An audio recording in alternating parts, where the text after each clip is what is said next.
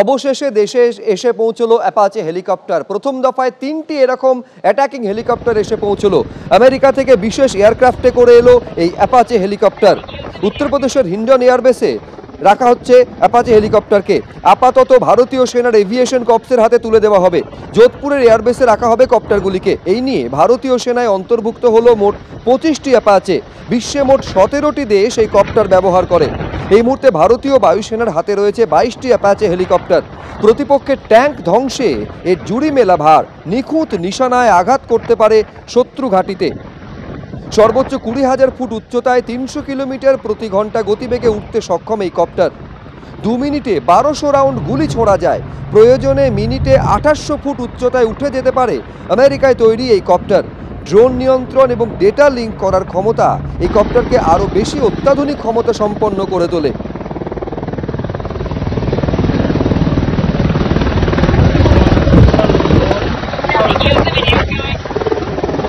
ফের রাজ্যে কেন্দ্রীয় প্রতিনিধি দল। কেন্দ্রীয় গ্রামোন্নয়ন মন্ত্রকের তরফে একটি প্রতিনিধি দল পূর্ব মেদিনীপুরে আজকে যায়। কেন্দ্রীয় প্রকল্পের সুযোগ সুবিধা স্থানীয় বাসিন্দারা উপভোক্তারা ঠিক মতন পাচ্ছেন কিনা পুরোটা খতিয়ে দেখেন তারা।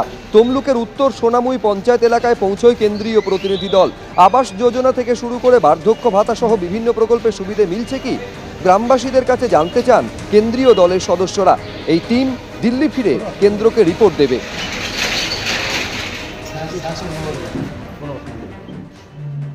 জিজ্ঞাসা করলো যে তোমরা কতদিন পাচ্ছ টাকা বা হচ্ছে যে কিসের টাকা পাচ্ছ।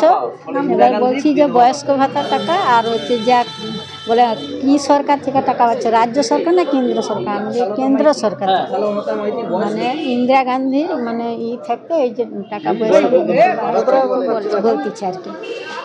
তারপর বলছি যে 2000 করে দিলে ভালো হয় এই কথা। তমলুক ব্লকের কিছু কিছু জায়গায় কেন্দ্রীয় টিম ঘুরছে। তারা অ্যাকচুয়ালি কেন্দ্রীয় টিম না বিজেপির ক্যাডার বুঝতে পারবো নি। আবাস যোজনা কেন্দ্রীয় সরকার না দিলেও কি হবে, সেই যে লিস্ট ধরে কেন্দ্রীয় সরকারের টিম বারে বারে তদন্ত করে যে লিস্ট বানিয়ে দিয়েছিল, সেই লিস্ট ধরেই রাজ্যের কোষাগার থেকে টাকা দিয়ে আমাদের মুখ্যমন্ত্রী বানিয়ে দিয়েছেন। অতএব আমরা কেন্দ্রীয় টিম আসুক আর না আসুক আমাদের কিছু যায় আসে না। আসলে ওরা এসছে সামনে বিধানসভার ভোট 2026-এ, তার আগে একটা আইওয়াস। তৃণমূল কংগ্রেস এই রাজনৈতিক দল ভারতীয় জনতা পার্টি সম্পর্কে এবং কেন্দ্রীয় সরকার সম্পর্কে অহরহ মিথ্যা কথাবার্তা বলে চলেছে। পাহাড় প্রমাণ দুর্নীতি এই সরকারের। 100 দিনের টাকা সেক্ষেত্রেও তারা দুর্নীতি করেছে।